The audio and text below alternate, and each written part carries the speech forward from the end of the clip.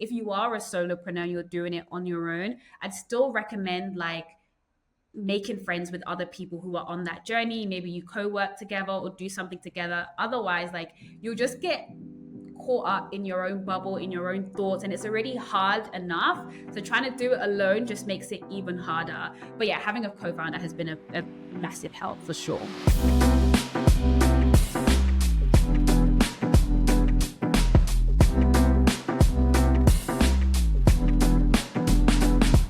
Welcome back to Black Income Creators Podcast. I'm Max, and today I'm with Lamide Elizabeth. Lamide, do you want to introduce yourself to our audience?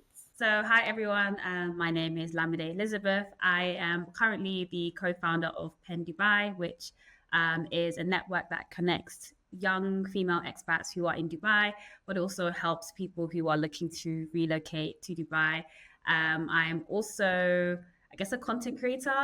So I create content on Instagram, on YouTube, and I'm into property investing as well. And then before that, I used to work in investment banking. So I know from your Instagram that you do quite a lot of content.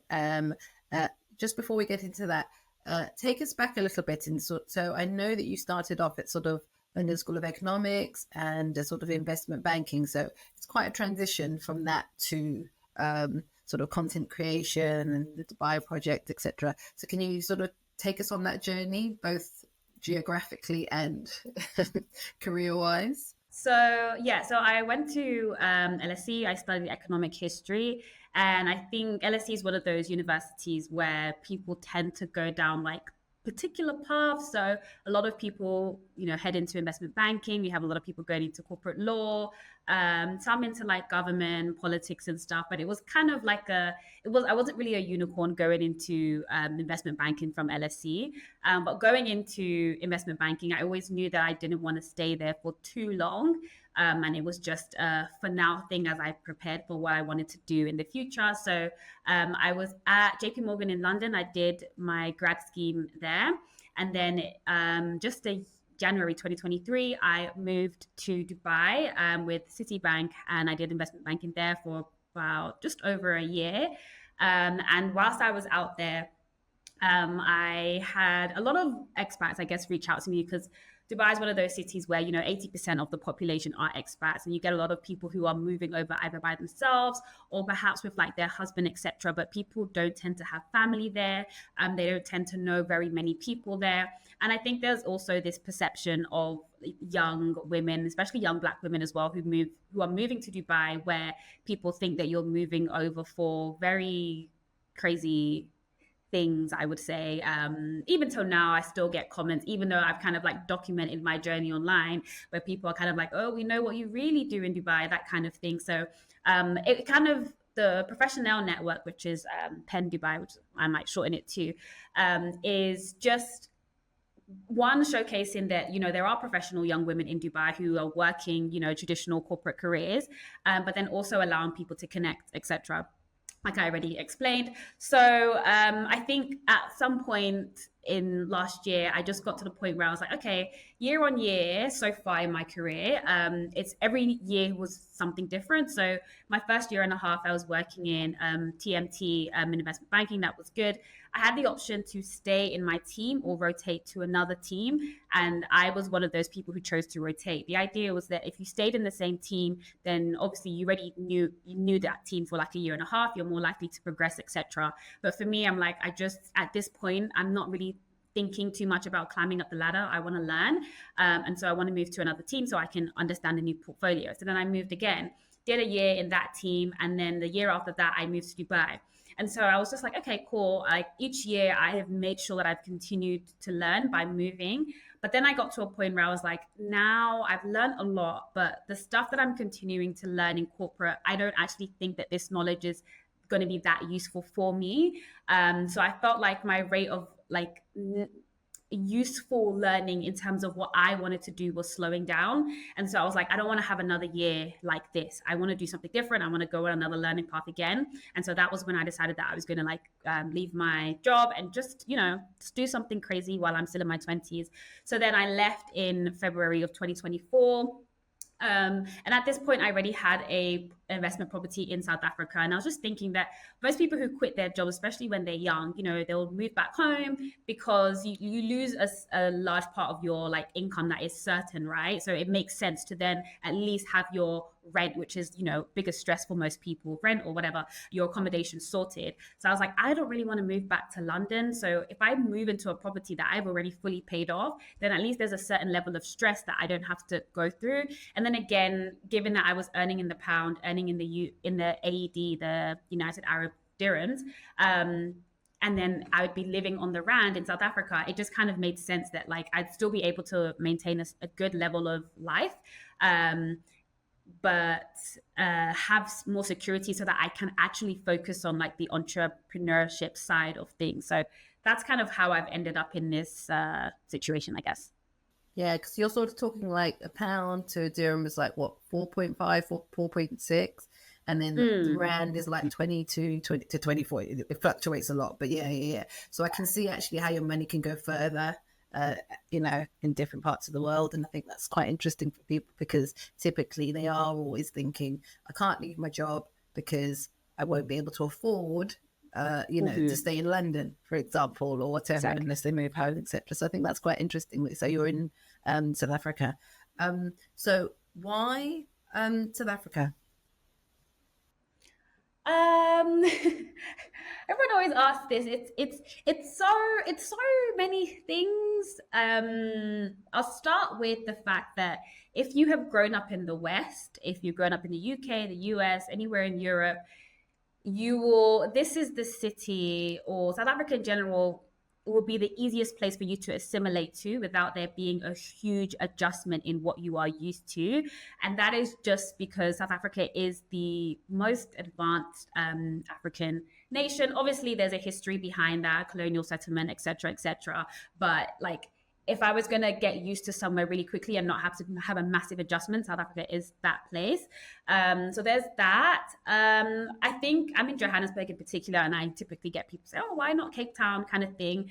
I think when it comes to like the business corporate district of Africa, of South Africa, Johannesburg is that place. It has most millionaires in Africa are in Johannesburg. I believe it has the largest Black middle class outside of the US is in Johannesburg.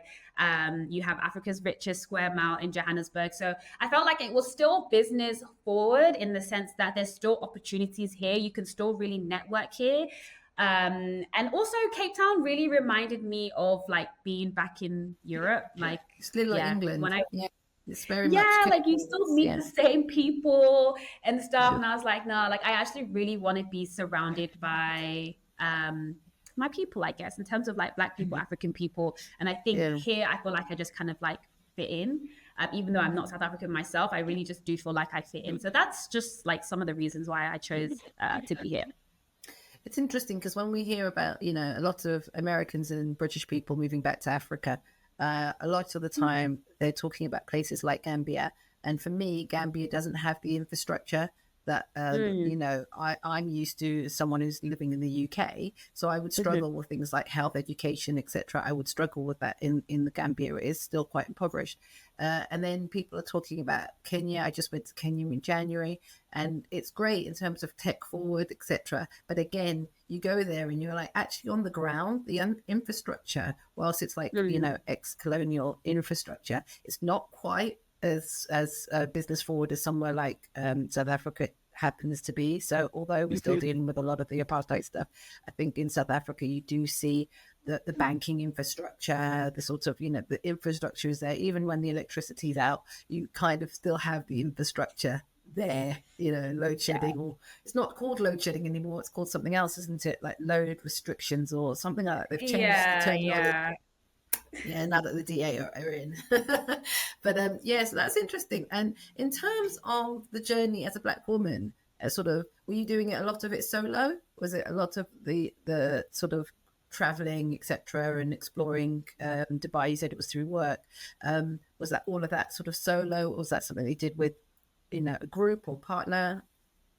Yeah, so I moved to Dubai by myself. I moved by myself. I didn't feel as lonely because I moved And at work when I joined, it was a new division that was starting up. So everyone there had probably started like 2, 3 months ahead of me. So we were all kind of in the same boat in terms of we didn't really have that many friends here. We all kind of moved alone from all over the world: Mexico, India, Argentina, South Africa. Like we all kind of moved alone.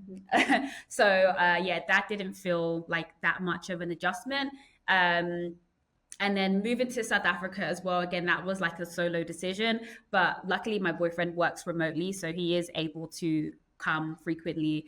Um, but yeah, the decisions have been alone, and I've moved alone.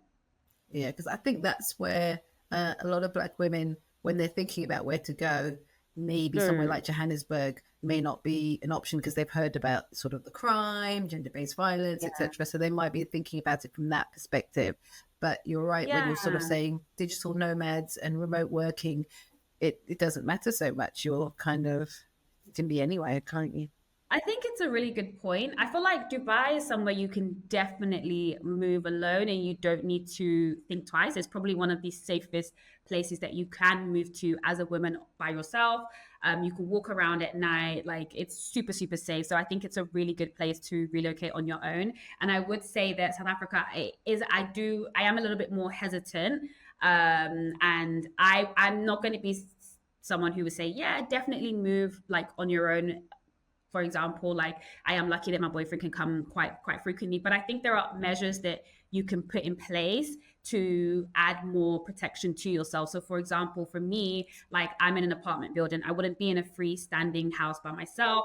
I'm in an area that has, I'm in a building that has tons of security at every open point. There's security. They walk the hallways all the time. I'm also in a neighborhood that has high security and is quite safe and is quite affluent as well. And so there are measures that you can put in place to make yourself feel a little bit more comfortable. But yeah, I think it's a fair point for sure. And going back to the investment banking days, because I mean, obviously, transition from working, having that nice salary, you know, and bonuses, etc., however they work, and then moving to something where it's very much like dependent on yourself. Tell us a little bit about how that was, how that journey was. Yeah, I say how that journey is because it's definitely still a big transition. I think for me, one of the things that I have done to make this entrepreneurship journey a lot easier for me is that I established passive sources of income first. So I have one of the things I'm quite vocal on my platforms is like property investing, and having that passive income that comes in that doesn't rely on you doing anything. So it's almost as certain, if not more certain, than a job because um, that like I can't get like no one's gonna fire me from my property, right? I own this. The worst thing you'll get is maybe you have a tenant void, but like most of the times, like I have long-term contracts in place. So I actually do have a steady stream of income that's able to cover my basics. So I don't ever have to worry about, oh my God, I'm not going to be able to, I don't know, like live. My basics are covered through like my passive income streams. And I think that that is something that I didn't necessarily know that I was preparing it for this journey. But in hindsight, I think that's one of the best decisions that I could have made, because the worst thing, like I said before, is to be worrying about the basics. So there's that. So I feel like I have the basics covered, which is nice. But I definitely, it's still an adjustment, like knowing that you're not expecting a large, like, you know, a relatively good like lump sum every single month and you have to actively work for it. And I would just say, like, you know, I thought that leaving, because obviously investment banking is quite stressful and I think, oh, you know, I'm just going to leave and I'm no longer going to be under stress, but you're under a different kind of stress now, a different kind of pressure, and it's a pressure that's kind of consistent. Like in banking, maybe you have like a deal, and maybe that deal, maybe for 2 weeks you might be stressed, or even 3 days you might be stressed, and then maybe you have like a little bit of a chilled period. Whereas now you kind of have that pressure that is on you all the time. And yeah, but I think it's just a case of one, like still having, even though I don't have my banking job, I still have multiple streams of income. So I can still, you know, on some weeks, I don't know, like there's always money coming in. Like I'm not waiting for one day to get paid. I have different streams of income. So at least on a weekly basis, like something is coming in. And I think that provides a level of comfort. But then there's also just knowing that like it is a part of the sacrifice to try and like, build something that you love, that you do kind of have to, get rid of that safety net of, yeah, I'm just not going to have what I had before, and just kind of getting used to that. And I think you mentioned something about having a co-founder. Has that helped? Because, it is a lonely journey if you're a solopreneur and you're doing everything by yourself. Yeah, honestly, that has been a massive, massive help. And I only realized when she kind of went on holiday for like a week or two, and it was like Eid or whatever. And I was doing things by myself, and I was like, oh my God, this is actually quite, not even quite, this is actually very, very lonely. And I've had a few of my friends who have gone on the entrepreneurship journey before me. And I think that has also been something that has helped, like just having people who are close to you who have done the journey beforehand. Because ever since I left, like I go to like my friend and be like, oh my God, like, can I have some help with this? Or how do you think about this? And blah, blah, blah, blah. But I will say that having a co-founder is a massive help, like a massive, massive help. Just someone to be able to share the burden with, or just someone to be able to talk to on like, we speak every day, but then we'll have a meeting at least twice a day. And then we have people like contractors that we work with as well. And so having that communication is key. And I would say that if you are a solopreneur, you're doing it on your own, I'd still recommend like making friends with other people who are on that journey. Maybe you co-work together or do something together. Otherwise, like you'll just get caught up in your own bubble, in your own thoughts, and it's already hard enough. So trying to do it alone just makes it even harder. But yeah, having a co-founder has been a massive help for sure. Yeah. And you talked about passive income, which is always a sort of interesting one, isn't it? So if you could just give us a little idea. So you said that you've got different streams, haven't you? So obviously you've got Penn and then you've got property. Is there anything else that I'm sort of probably investments, I'm assuming? Yeah. So there's a few things. So I have a course. I did a course when I first quit my job. I've been wanting to do a course for so long, and a lot of my like subscribers and followers have asked for like something more in depth. I never had the time. So one of the first things I did was a course, which is it's not super expensive in my opinion. It's like, but it's three figures, a 3-figure course. So I have that. I have other digital products that I had done like way before I left my job. So I have like an online store that does digital planners. That's like, it honestly sells on its own. I also have YouTube AdSense that pays. I have brand partnerships. I work with brands. I have speaking engagements that I do. Penn also generates its own funds, thankfully. Like it's profitable, but it's like all of the funds are reinvested. So in terms of taxes then, is there, you've got a couple of Instagram posts around sort of like tax and sort of doing it. Is it something that's quite complicated, or is it something where you just think get a tax advisor, get an international tax advisor for people to sort that out?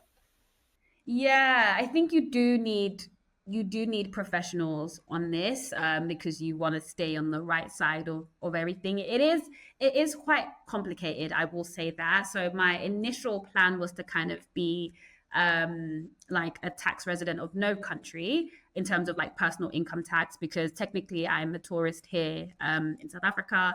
Dubai, you don't have any personal income taxes anyways, and you don't really have corporation tax until you pass a certain threshold. And even then, like there's a lot to it. Like it depends on where your clients are, etc., etc.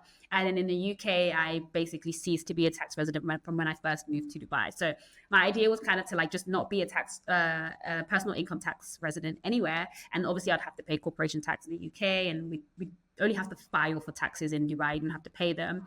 But then it does get a little bit complicated, especially when you're trying to do things like buying property in the UK in particular, because then it's like, okay, then kind of what do we treat you as, and blah, blah, blah, blah. So I definitely recommend seeing a tax advisor, because there's even little things like the number of days you stay in a country that's going to affect like what your tax residency status actually is.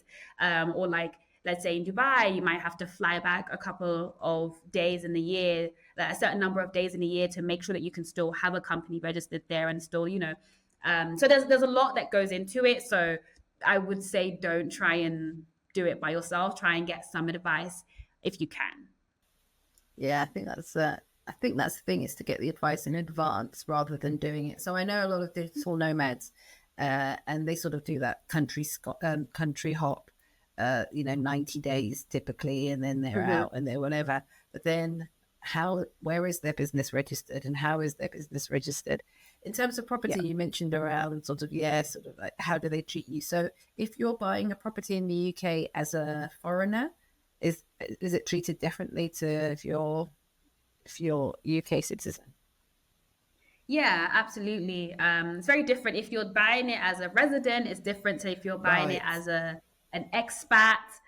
Even though you're still British, still a British citizen, if you're an expat, they're still going to treat you differently. And then obviously, if you're completely international as well, you'll get treated differently. So, yeah, it's definitely completely different treatment. That's only or mainly when it comes to getting a mortgage, right? Because the risk, the further away you get from like your whole life being in the UK, the more risky you technically are. And so the lenders are gonna either not want anything to do with you because you're too risky, or want certain things in place to be able to mitigate the risk on their end. So it's more from the mortgage side of things that things start to get like complicated. And what is that like? I think you said South Africa. You bought it outright, didn't you? So you didn't have to go through that whole mortgage palaver. Do you have property in Dubai or? No, I don't have a property in Dubai. But even on the South African point, I was initially looking into just what it would be like to get a mortgage here. But like I was just saying, it gets so complicated when you're trying to like lend in a jurisdiction that you don't have any particular ties to. So that was why I eventually just went the cash route, because I was like, okay, there's just too many requirements, too many loops I need to jump through. So to just kind of simplify the process, I was like, okay, I'm just going to go for full on the cash. But yeah, Dubai, I don't have a property yet, mainly because it's just while I'm still like bouncing around, it's just not. So for example, like knowing that I was going to leave and come here, or leave my job, like if you don't have a job, then getting a mortgage or whatever is a completely different situation, right?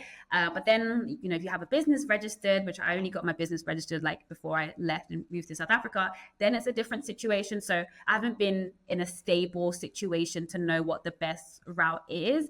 And then if I am going to go for the cash route, then obviously it's a lot more expensive to buy a property in cash in Dubai. So that's going to take a lot more than it was to kind of get a property in cash in South Africa. So there's a lot to kind of figure out. And I don't like to rush into any situation, because especially when it comes to property where you have to put down quite a substantial amount, you want to get your strategy right. So yeah, that's the reason. But I definitely think Dubai is a good market when it comes to property investment, even though it's in a little bit of a bubble right now, according to some experts. But I think it's a really good market. Yeah, the prices have been going up like crazily for a long time now, and they've every year it's predicted that the bubble's going to burst, and it just hasn't. So you don't know if it's a good thing, or if we're going to have a massive bubble burst. But yeah, it's a growing market, I I think guess it is depends what I on would say. who is buying there. So if it's expats predominantly, then I don't think that's an issue. But if they're Mm-hmm. saying it's local, who is buying, I think it would be like how I would determine whether or not I thought the bubble was about to burst. Do you see what I mean? It's like, is that stream Mm-hmm. of people suddenly going to stop? You'll reach a point and be like, that's it. But if it's expats, and we know that Dubai is a place that expats flourish in, it's like, the only thing I think is the competing factor for Dubai, and it's not really competing, but it's like a lot of people are talking Singapore now. Like Singapore has sort of really opened up as an Mm-hmm. opportunity hub. But for me, like you, it's too far. So, you have to Mm-hmm. completely be like, I'm in Singapore, and I come back to the UK once a year, not Dubai, where you can come back every couple of months, every few months and stuff. So I really think it's an interesting thing. And in terms of purchasing property, have you always done that by yourself, or is that something that you're doing with family or friends or partners?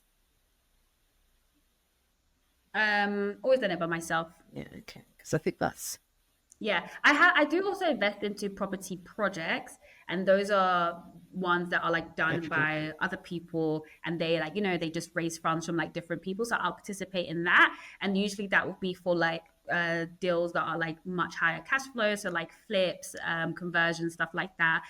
So that will be done with other people. But in terms of, because I want that passive income for me, yeah, so those ones I always do the properties by Oh, myself. okay. And then, yeah.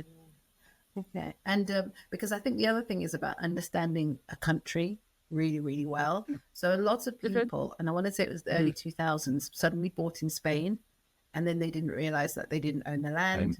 In Spain, they owned the property, but then the land was owned by a family, and I don't know.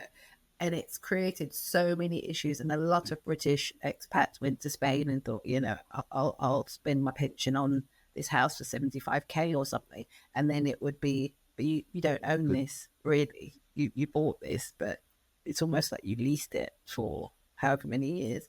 So I think people who are looking to buy property overseas, whilst it's exciting and it's less expensive, really need to understand how property works in each of these countries. Honestly, such a good point. Even I think it was Italy that was doing like the €1, €1 but it homes. takes 60 euros to sixty Yeah, thousand and euros to build to. exactly. Like they were doing these like €1 homes, and the background of that was like they had some, I don't know, was it some cities or some villages that people fled, and then the mayor wanted to like regenerate it, so then started selling these homes for €1. So technically, were they lying that it was €1? No, but then the amount of money that was needed to renovate those places to actually make them habitable would be hundreds of thousands of dollars for some people. So I think you definitely have to do your research into different places. And this is one thing that like so a lot of people ask me about international property investing, and I think a lot of people kind of want to get into it because it sounds nice and it sounds cool to say, oh, I'm an international property investor. But in my course I have a module, and my first thing is just like, you have to know why you are doing this. Like, don't just get into it. You can't just, first of all, like, currencies play an important part, right? Like the rand has not been doing very well like over the last couple of years. If anything, it's gotten weaker and weaker and weaker, right? And so if you were just investing because you thought, oh, I'm going to make so much money because it's like, there is a lot more that you have to consider. There's a lot more risks here.